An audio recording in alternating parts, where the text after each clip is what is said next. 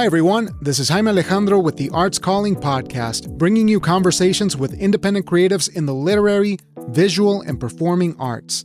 Today, I am delighted to be Arts Calling Josh Jensen. Josh Jensen is a singer-songwriter based in Seattle that once graced the Bellingham music stages with his band, Sweet Beets. Josh's honeyed vocals and fingerstyle guitar accompany a wide range of what he dubs as Pacific Northwest Americana stylings that make up his music. Today we're going to talk about his album, This Is Where We Landed, which was pressed on PET Records through Washington's Records. And recently, he also released Eclectic Mementos, an experimental EP now available where you get your music, and I will certainly be adding those links in the episode description for you to check out. This was a wonderful chat with Josh, a tremendously gifted and hardworking creative whose music left me inspired, and I strongly urge you to listen to This Is Where We Landed. Wonderful EP. It is heartfelt, bright, and certainly the music you need to add to your daily soundtrack as soon as possible. And now that I've said a whole bunch, let's give Josh a call.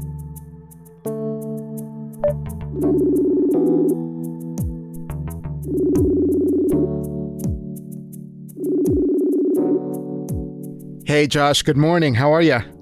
Hi, good morning. Doing well. How about yourself? Oh, I'm doing wonderful. Thanks again for taking the time to do this. I'm really excited that we finally got to get together for a couple of minutes to talk about your work. Maybe we can start at the beginning. Well, first and foremost, actually, where are you at these days? Yeah, so I'm in Seattle, beautiful Seattle in the Emerald City, and yeah, I've been here since 2010 and absolutely love it here. It's got a vibrant music scene and it's obviously, gorgeous over here. So yeah, love it. Good times. So you've been doing music for quite a while. I was looking through your discography, trying to get a sense of how everything began, and you have been tremendously prolific, doing a lot of work that is so lush, and it has so much personality that maybe we could go to the beginning and get a sense of how this started for you. When did you get into music and start exploring the, I guess that particular journey?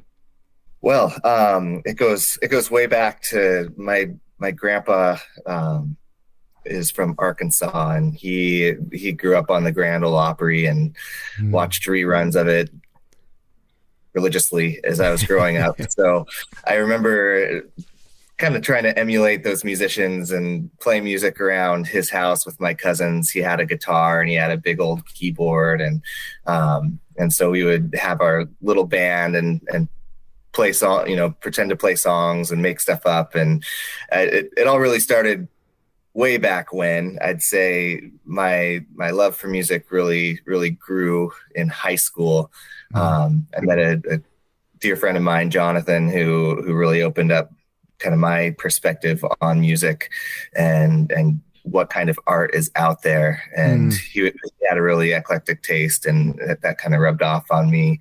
And so, high school, when I was 15, I was in a band called Popular by Association that we started, a little pop punk band, Blink 182 wannabes. And we wrote a bunch of songs, threw all of our stuff in a car and went out to Seattle to record. My dad's cousin, Gary Mula, had a studio that he called Call Eye Productions. It was located in the heart of an old warehouse that he converted into a music practice space. Oh, nice. Right in the heart of Seattle. Nirvana practiced there, Mudhoney, Screaming Trees.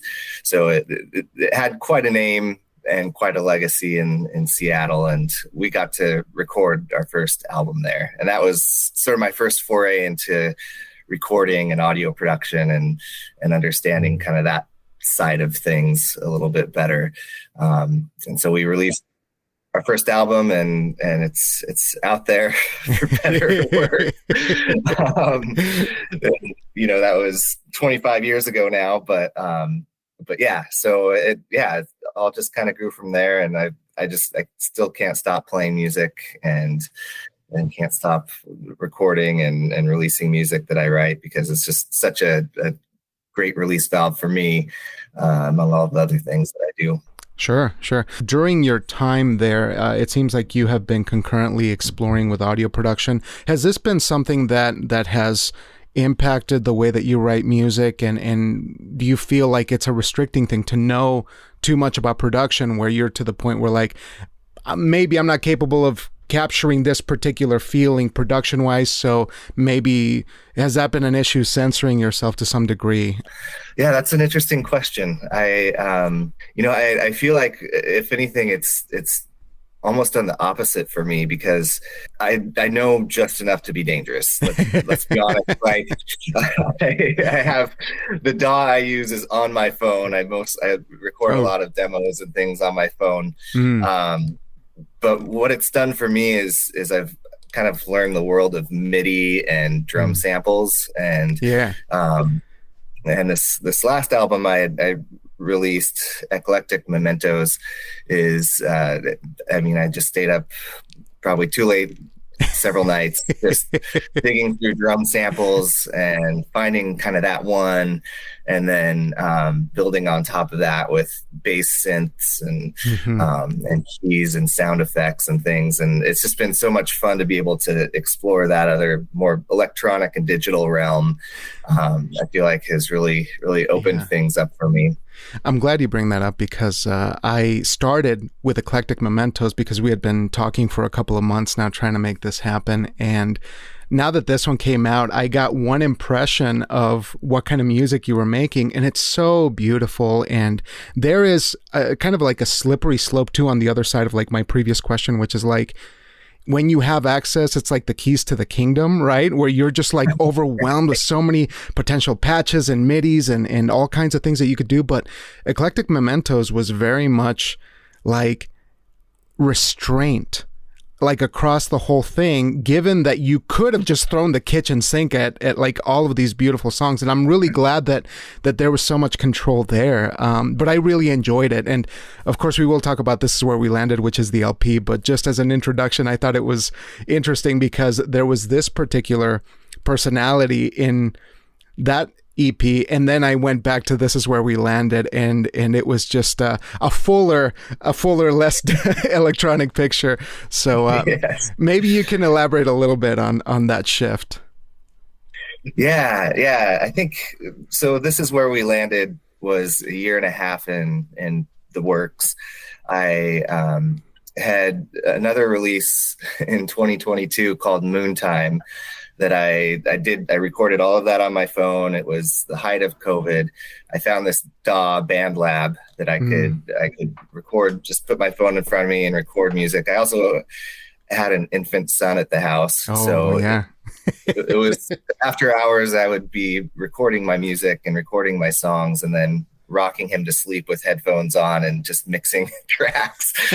On some of that album, Moontime, you can hear I've added I took the liberty of adding some MIDI string symphonies to some of the tracks, just because I just sort of discovered that and was really exploring that and embracing the fact that I could build these big arrangements all just at the touch of my fingertips. It was too much fun. And I ended up sending it to my buddy Luke Rain, who is also in Seattle, who I knew did production, audio production and engineering. And he really took it to the next level. And I thought, let's just release it. Let's just get it out into the world.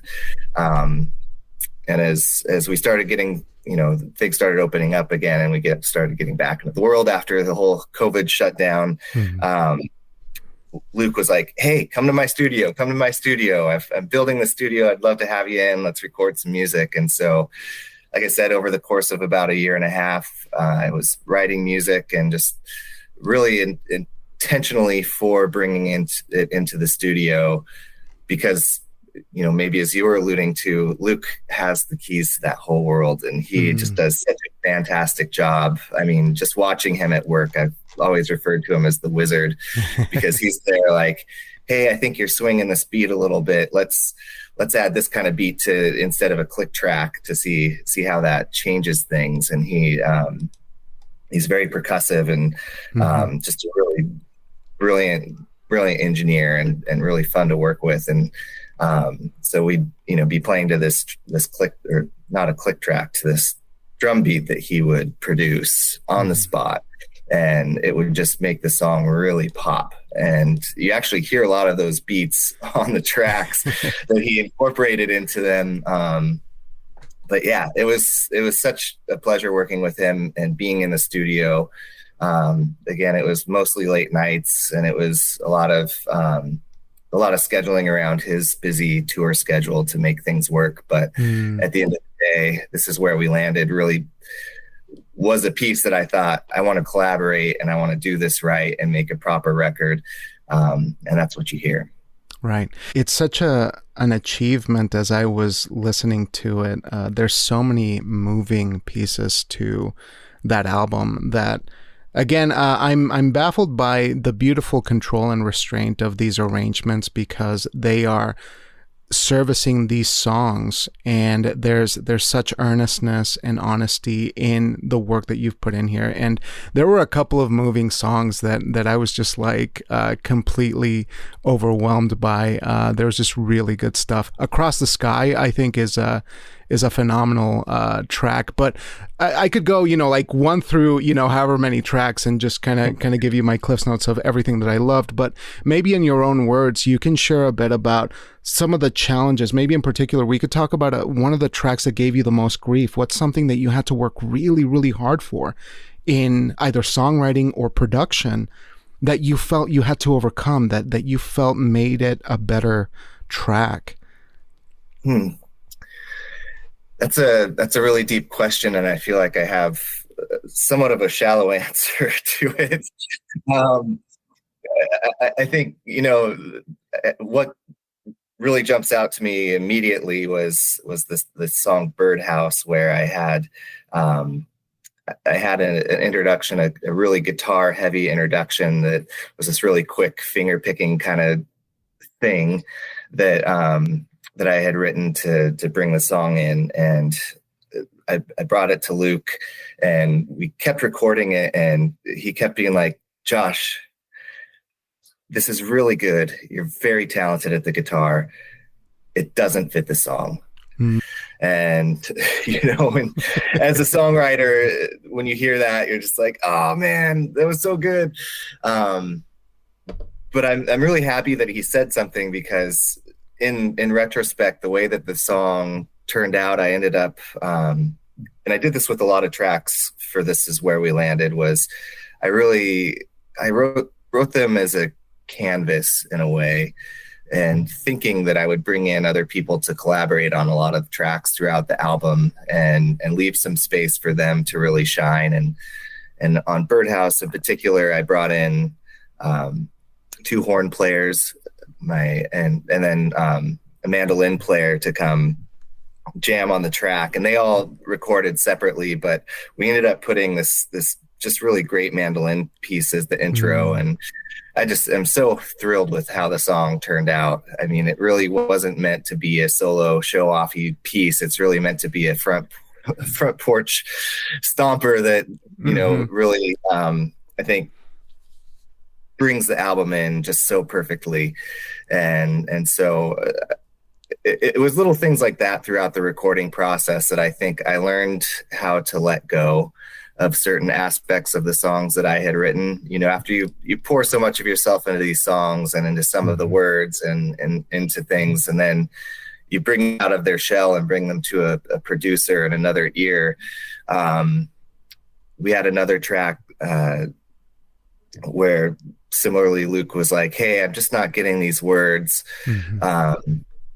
Just take the words back, woodshed them a bit, rewrite, and let's come up with a theme that's just much more clear and that another person can really understand."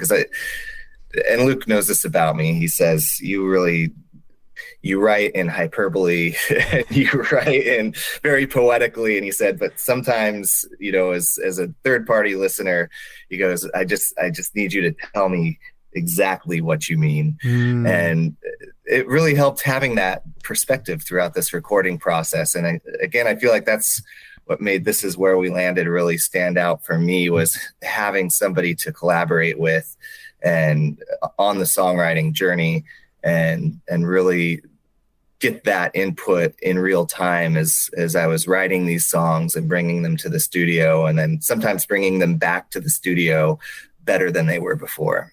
Yeah, that's fascinating that you mentioned this sort of like initial starting point when you begin to write, which is more lyrical, as you say, perhaps a little more abstract, but requiring that third party. And of course, it's with all writing, right? Depending on how clear we want to get to the point. But I'm curious how much of that is, would you say that's just overall good songwriting in general, or would you say that's something that you would think of more in terms of what Americana is, or that type of songwriting where there's a clarity that needs to come through, or should we be pursuing a kind of more immediate clarity in what we're writing about when coming up with music?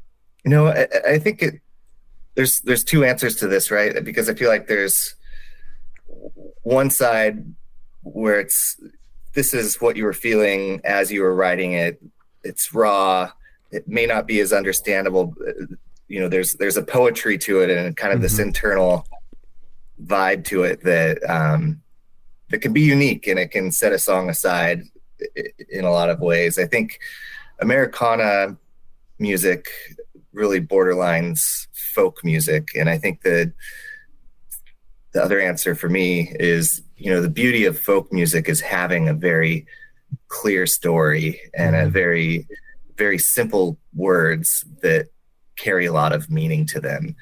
I mean, some of the best folk songs that you hear are just so easy and so to understand and so relatable that, you want to listen to them over and over, and you attach yourself to these artists because they're able to convey these messages with so much brevity to them, in such a simple manner, in such an accessible manner. And so I think, like I said, there's two sides to that, right? Like right. I don't just write folk music, as you've come to learn. I have a very vast swath of music that I listen to, crossing all genres. And I feel like I've always been attracted to sort of the more poetic stuff and the deeper stuff that maybe you need to invest a little time in to create your own meaning. But again, writing this Americana album and working with Luke Rain as a producer and somebody who was engineering these songs and giving me this feedback in real time, I felt like I really benefited from that experience and kind of opening up my perspective as to what my music may mean to other people or how other people might digest it. Right. And looking back on your last couple of albums, I know that there is a trajectory here that I'm curious to learn from you exactly how you see that progression, because, there was a band, if I'm not mistaken, called Sweet Beets. Is that right? Yes. And then, I listened to a little bit of that, and that's very soulful, it's like a jazziness to it. Right. And, obviously you have anything with brass of any kind, and I'm always like getting hyped and excited, but, from that you go to it's like a solo full album or EP that you had there that is kind of stripped down sort of you. And then you start blooming into the previous album before This Is Where We Landed. So maybe you could share a little bit about that particular chunk of time, which I believe is like maybe 10-ish, 15 years. Because I think that there was a lot of growth there and a lot of like decisive choices that took you in a particular direction. Yeah. I went to school up at Western Washington University and lived in Bellingham for a number of years. And I got the pleasure of living in Bellingham kind of at the height of this kind of funk scene that was up there, this funk and soul scene that was really, really popping while I was there. I mean, you'd go out to these bars and you just get the funkiest music. Everybody was dancing and it was so fun to be a part of and I had a couple of bands up there, one called Cadre that I started early in college with some friends of mine. That was maybe more of like a progressive funk band. We had, this kind of rock drummer and this really groovy bass player that just could play all these intricate lines. And so we just had a blast with that. But yeah, morphing into Sweet Beets was a fairly intentional project.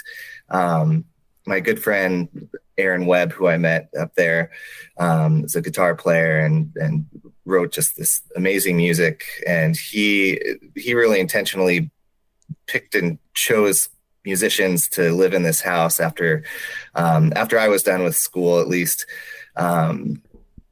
I went in and moved in with him and these other good friends who all were musicians. And Aaron was very intentional about, like, we're going to start a band and we're going to play music and we're going to have a house of people that just jam out all the time. And that's exactly what happened. And as a result, we had this just incredible chemistry because we all lived together. We all played music together.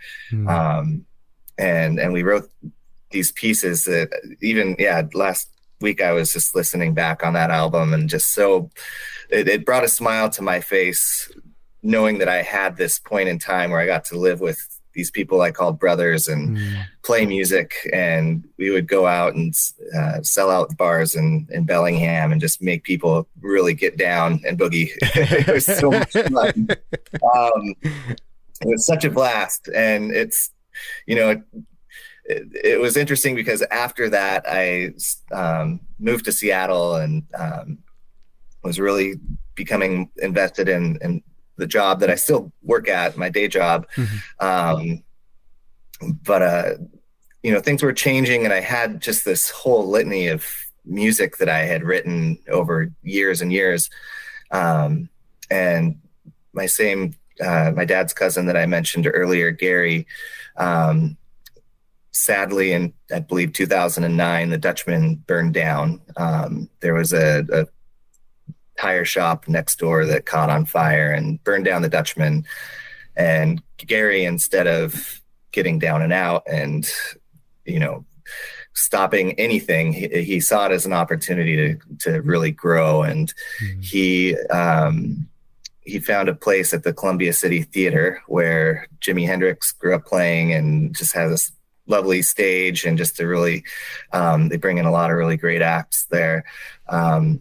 Gary worked there as sort of a sound guy and had his own studio in the back that he operated. So I got to record that album on the stage of the historic Columbia City Theater. And it was between festivals and Gary was super busy. It was a really interesting recording experience because he was giving me this friends and family discount. And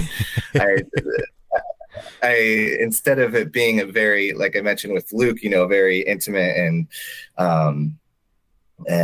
kind of working sessions, I felt like I needed to go in, I needed to lay down my tracks and then let Gary get back to his life and doing these other things. So in a sense, that album was a little bit of me just really gushing out this music that I had pent up over the years playing in these funk bands. I had all these other, singer-songwriter type songs that I needed to get out there. And so I went up on the stage and I laid out all of the guitar tracks first. And that was in one or two sessions. And Gary was like, where is this going? What's happening? Then I came in and laid the vocal tracks down. And then I brought my good friend, Alex Capron, who played the saxophone in Sweet Beets and Cadre. I've been playing music with Alex forever. He's on This Is Where We Landed. And we frequently play music together. But he came and he played the clarinet over the tracks, and we had a lot of fun with it. And again, it was really neat to experience the Columbia City Theater stage and get to play and record up there and come up with this album, really that meant a lot to me because it was all of these songs that I had been wanting to get out for years, and to be able to release them and get them out to the world and work with Gary again was just a real treat. That's incredible. And through that journey, I was curious of your sense of production and how you see things in terms of the changes in, I guess, the viability of studio recording. I'm not too knowledgeable on the current state of how producing an album in a studio is versus the work that you can do in your home recording studios and stuff like that. Do you think that there is sustainability in the current climate for studio recording, which I feel it seems like you get a lot out of it. It seems like there's a great community that you guys have, but I am curious how you see the future for these things. For somebody like me who's not exactly knowledgeable on that particular area.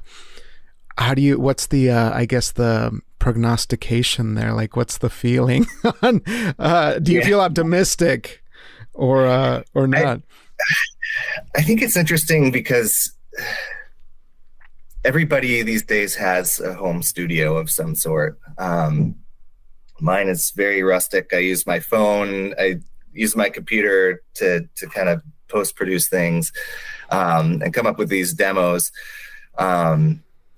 I like to have that other opinion. I like to work with an engineer. I think working with somebody who's producing and Eclectic Mementos, the recent release is an exception because I did do that all on my own. But with This Is Where We Landed, the album really was so much better because it was a collaborative process on all fronts. And I feel like, again, for me, it's sort of my flagship because I did take the time to bring people in and set the stage for these pieces to have other musicians really shine. And to get to responding to your question, I do fear that people may get to this point where everybody's kind of recording their own thing and not really having that collaborative effort or going to those steps.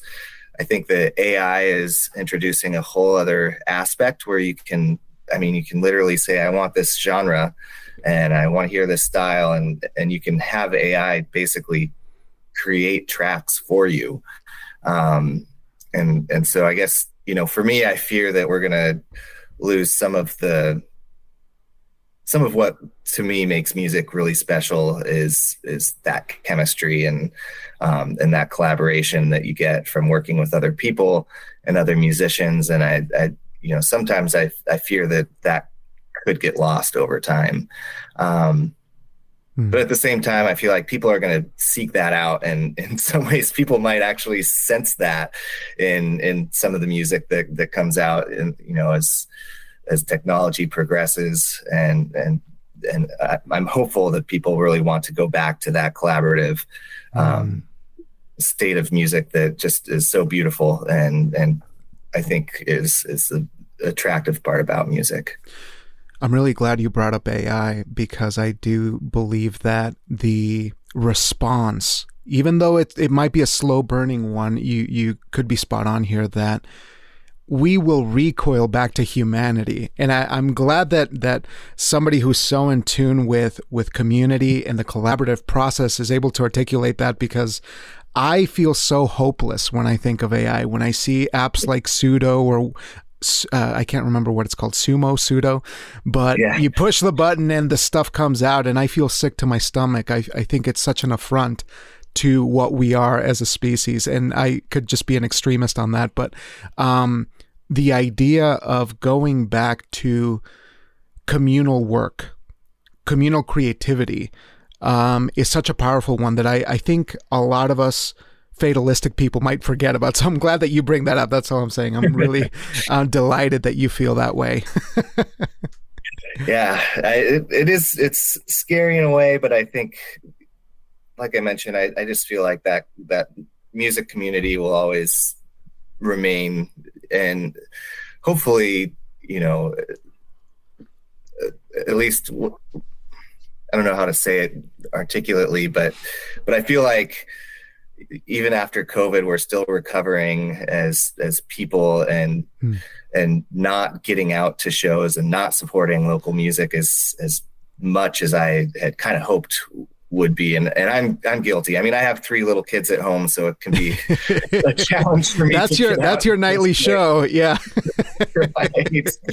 But I do try to make an effort to really prop up local bands and my friends who are really invested in the arts, because I feel like it's so important to do. We get so caught up with the celebrity and the these big acts and this music that's out there, and it's good. I'm not going to say that it's bad music by any means, but I feel like there's so many people locally trying to make it work and express their creativity that you've got to support your local artists. And I know I sound like a broken record. I know everybody says that, but I just think, especially these days, it's just so important.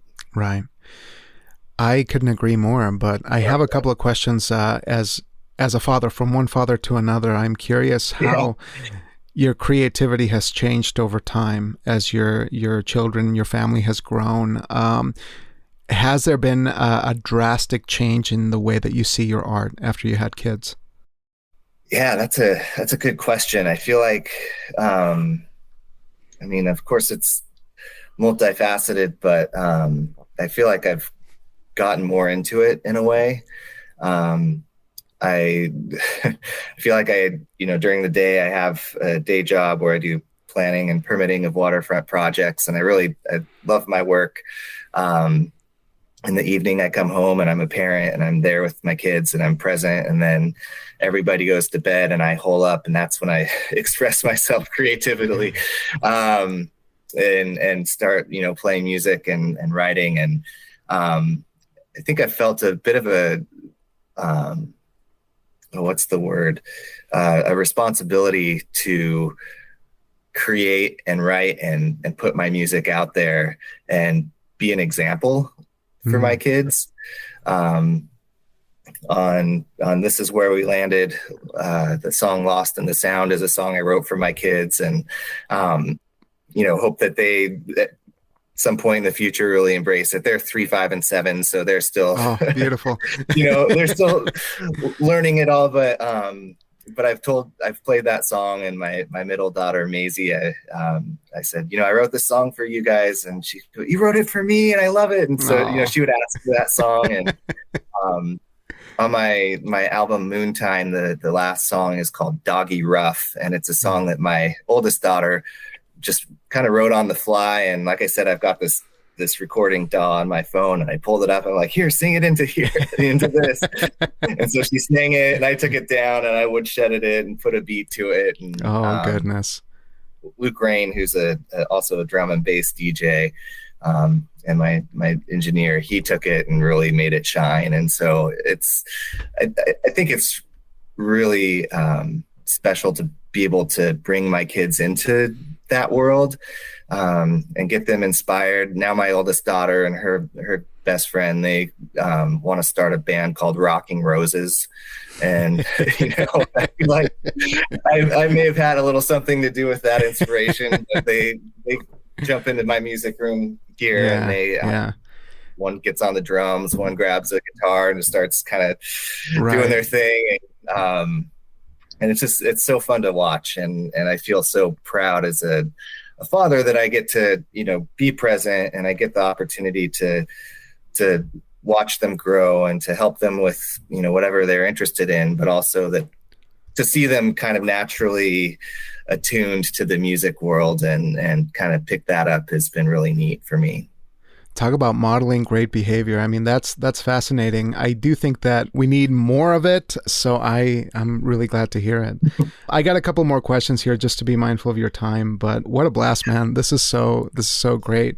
In terms of what's going on in the future, what are you working on right now? Or have you taken a little hiatus to promote This Is Where We Landed and Eclectic Mementos, or what's it look like for you right now?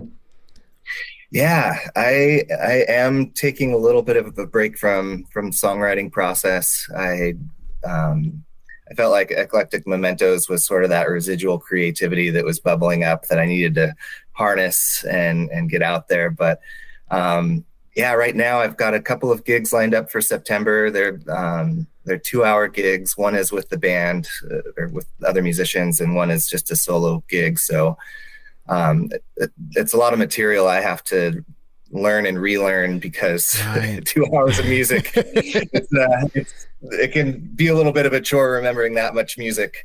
I'm not going to lie,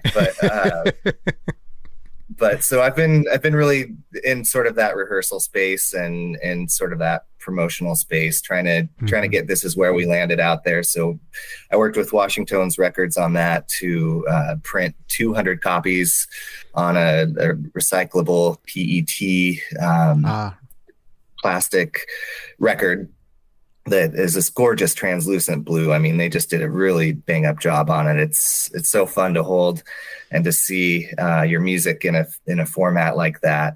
And so I've been peddling records and trying to get the promo out there and really just ride that wave again, because I feel like This Is Where We Landed is such a flagship album for me and something that I spent so much time on. I really want to get the word out there. So I'll probably be doing another promotional push here towards the end of the year to see where that goes.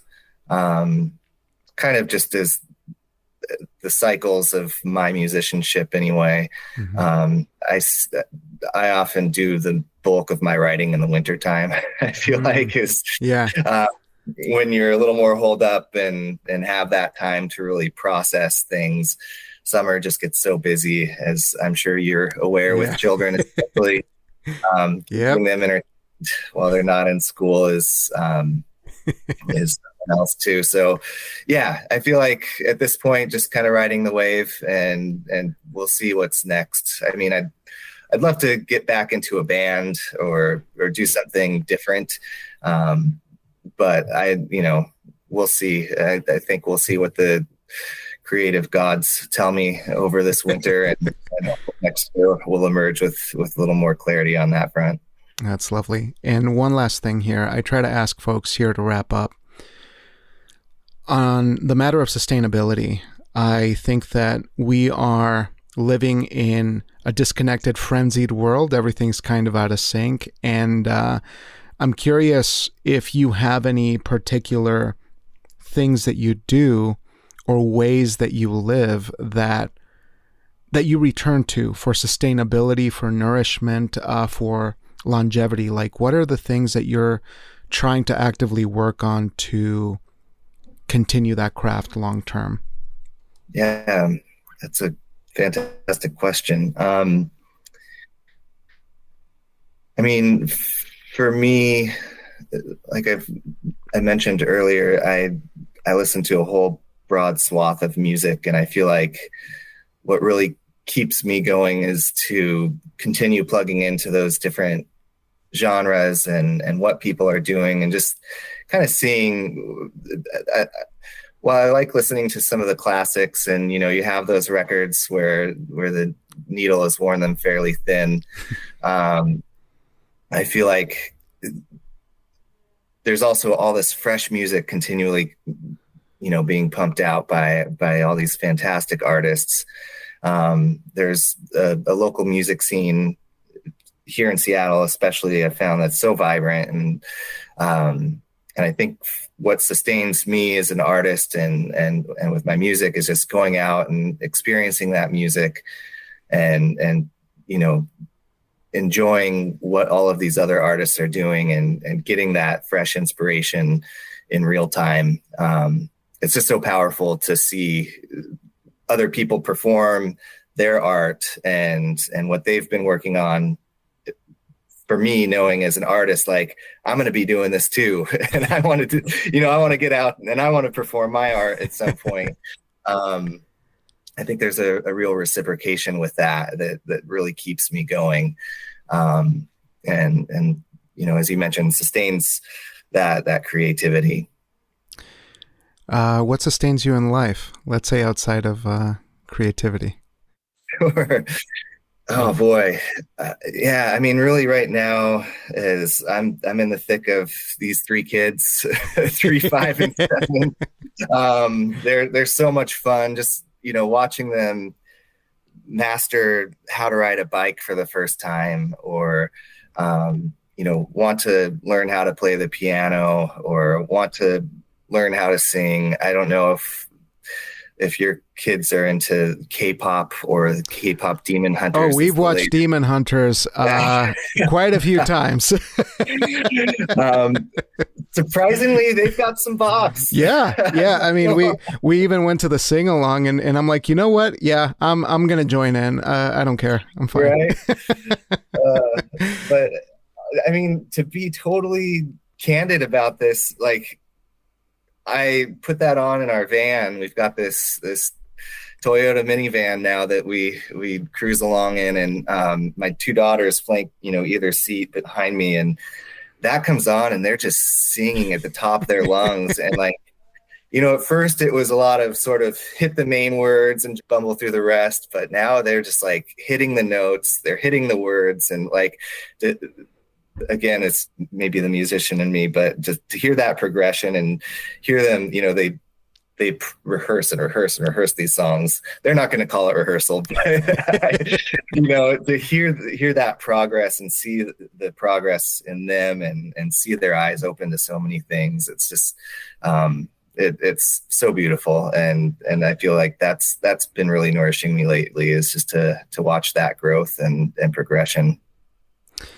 Well, I think that's a beautiful note to end on. Josh, I want to thank you so much for bearing with me, for your time, and of course for these beautiful records. Like I've had the pleasure of listening, to them for the last couple of days, and this is where we landed. It is indeed a statement, and it comes out in this lush, sort of like beautiful force. And I want to congratulate you on all the work that you're doing, because as a new fan, I'm just very glad I got to talk to you. So congrats on all of this, and I hope we get to chat down the road. Yeah, thank you so much. I appreciated connecting today, and I'll look forward to chatting again someday. All right, man. Well, you take care. I'll let you enjoy your Sunday and have a wonderful time. So I'll be in touch real soon on the internet. Great. Sounds great. Have a good one. You too. Take care. Bye. You too. Bye.